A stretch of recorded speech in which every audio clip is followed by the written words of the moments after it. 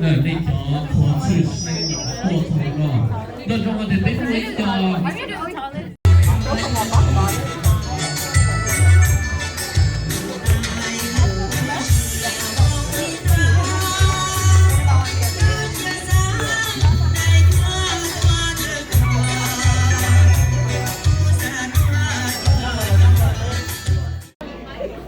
เก่งคนนั้นคนไปตัวของไปตัวของประธานยี่ไปลูกพอดีนะแก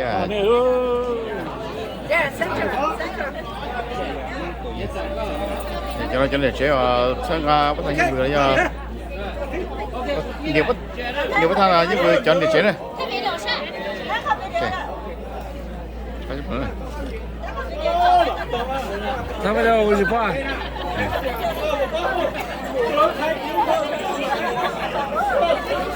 กูอันจอดเดี๋ยวกูต้องหุ่นเบียนเจ้าตัวเราตัวนี้เจ๊นะตัวนี้เจ๊ต้องโอเคนะอย่า